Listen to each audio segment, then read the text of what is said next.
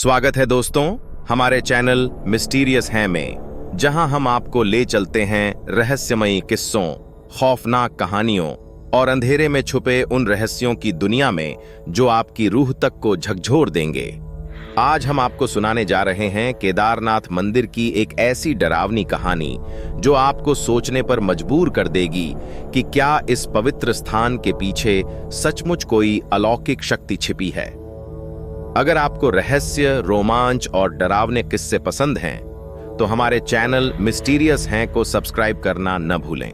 Bell icon जरूर दबाएं ताकि ऐसी ही और कहानियां सबसे पहले आप तक पहुंचें। तो चलिए इस खौफनाक सफर की शुरुआत करते हैं। केदारनाथ मंदिर अपनी भव्यता और धार्मिक महत्व के लिए प्रसिद्ध है। हर साल हजारों श्रद्धालु भगवान शिव का आशीर्वाद लेने के लिए इस पवित्र स्थान पर आते हैं, लेकिन इसके पीछे छुपे कुछ ऐसे रहस्यमय और डरावने किस्से भी हैं जो इसे केवल धार्मिक स्थल ही नहीं बल्कि अलौकिक और रहस्यमयी जगह भी बनाते हैं। आज की यह कहानी 2013 की बाढ़ के बाद के घटनाक्रम पर आधारित है, जब केदारनाथ धाम में कुछ ऐसा हुआ जो आज भी स्थानीय लोगों के दिलों में खौफ पैदा करता है। यह कहानी एक ग्रुप की है जिसमें 4 दोस्त आशुतोष, प्रेरणा, रोहित और मनीष केदारनाथ यात्रा पर गए थे। इनका मकसद मंदिर की शांति और भव्यता का अनुभव करना था, लेकिन उन्हें इस बात का अंदाजा भी नहीं था कि यह यात्रा उनकी जिंदगी का सबसे भयावह अनुभव बनने जा रही थी। यात्रा के दूसरे दिन वे मंदिर के पास स्थित एक गेस्ट हाउस में रुके। रात के समय प्रेरणा ने खिड़की के बाहर कुछ अजीब सी परछाई देखी। वह समझ नहीं पाई कि यह उसका भ्रम था या सचमुच कोई उसे देख रहा था। धीरे धीरे वह परछाई उसकी ओर बढ़ने लगी। प्रेरणा ने हिम्मत करके खिड़की बंद कर दी और अपनी नींद पूरी करने की कोशिश की, लेकिन उसके कानों में किसी के फुसफुसाने की आवाजें आने लगीं। वह बिस्तर से उठी और जैसे ही उसने दरवाजे की तरफ देखा, एक साया उसके सामने था। उसकी आंखें गहरी लाल थीं और वह धीरे धीरे उसकी ओर बढ़ रहा था। सुबह होते ही प्रेरणा ने दोस्तों को यह बात बताई। सभी ने इसे महज एक डरावनी कल्पना मानकर नकार दिया, लेकिन उसी रात जब वे मंदिर के पास रात के अंधेरे में घूमने गए तो उन्होंने कुछ असामान्य महसूस किया। मंदिर से कुछ दूर जंगल की तरफ से किसी के चीखने की आवाज आ रही थी। ऐसा लग रहा था जैसे कोई दर्द में मदद के लिए पुकार रहा हो। आशुतोष ने कहा, शायद कोई घायल हो, हमें मदद करनी चाहिए। वे चारों आवाज का पीछा करते हुए मंदिर के पीछे स्थित पुराने खंडहरों की तरफ बढ़ गए। वहां पहुंचने पर उन्हें एक बूढ़ा आदमी दिखा जो अजीब तरह से मंत्र बड़बड़ा रहा था। उसके चारों ओर दियों की लौ जल रही थी। बूढ़े ने उन्हें देखकर कहा, यह जगह तुम्हारे लिए नहीं है, जल्दी यहां से भाग जाओ, वरना तुम भी इन आत्माओं के शिकार बन जाओगे। उनके लौटने के बाद रात को गेस्ट हाउस में अजीब चीजें होने लगीं। रोहित ने महसूस किया कि उसके बिस्तर के पास कोई खड़ा है। जब उसने उठकर देखा तो एक महिला की परछाई नजर आई। वह सफेद साड़ी में लिपटी हुई थी, लेकिन उसका चेहरा नजर नहीं आ रहा था। जैसे ही रोहित ने बाकी दोस्तों को उठाने की कोशिश की, वह आकृति अचानक गायब हो गई।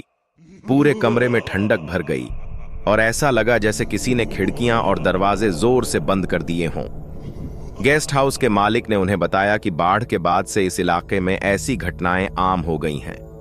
कई लोगों का कहना है कि उन्होंने रात के समय मंदिर के पास आत्माओं को चलते हुए देखा है।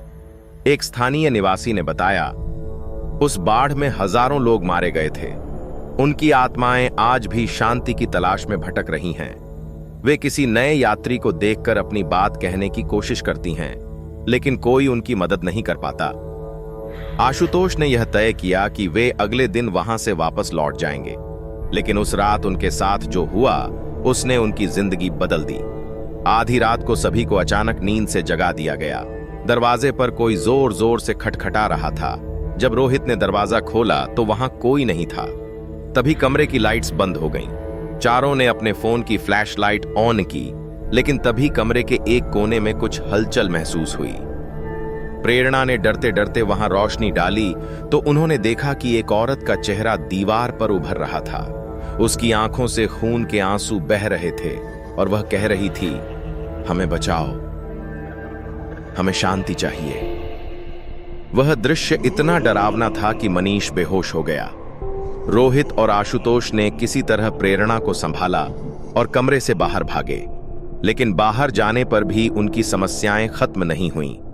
जब वे जंगल के रास्ते से भागने लगे तो उन्होंने महसूस किया कि कोई उनका पीछा कर रहा है।